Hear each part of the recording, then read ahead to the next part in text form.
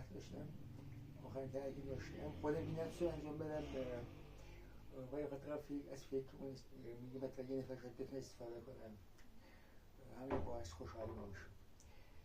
درباره میخوام یه ماشین یا یه محوری درست کنیم که بدون بنزین یا بدون برق بتونه کار کنه، با هوا بتونه کار کنه. ما اینجا 4 تا مخزن پر داریم که پر از هواست. زمانی که پر هواست با واز کردن شیری که زمانی که واز میکنیم این محور مثلا میگیم 500 دور میچرخه تا مخزن خالی بشه.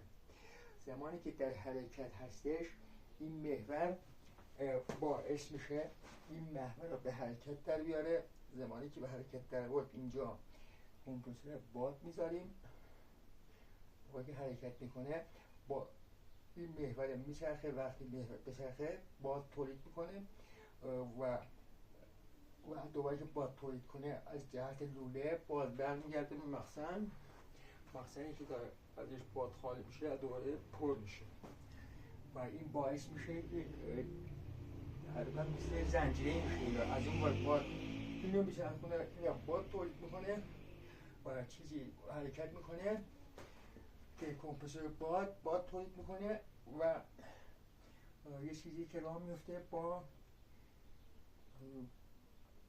با نیروی باد کار میکنه. خب یعنی ترکی من تو فارسی گرفته نمیزه و burada bizim 4 tane məxsən var ama məxsənlərimiz doludur, yeldir. Zamanı ki məxsənlər doludur, şiri açanlar xop yel gəldi. Yel gələndə yollara bu çarxı doldurur.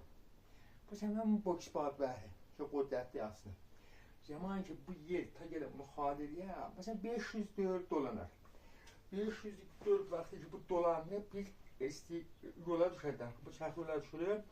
Zamanı ki bu yol gedir, bu məhvədə bunu dolandırır, qobaq səxləri. Qobaq səxləri dolandırırlar, ta gələ o xalılar.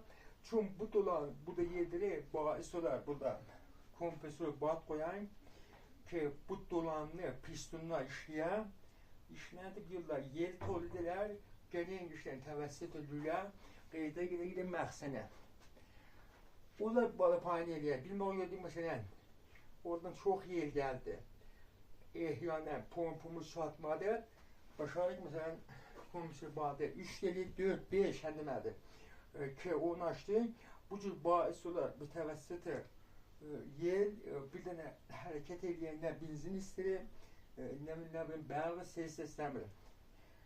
Bu da mənim ahir fikrimdir. Bu hətta satmışdı. Özüm kəncim vermədim. Hatta da fikrinizi bir nəfər şahid istifadə eləyəm. Bu cür bizə hərəkət eləyər, bir-birini suux denilmə benzindir. Dəniz gəlir.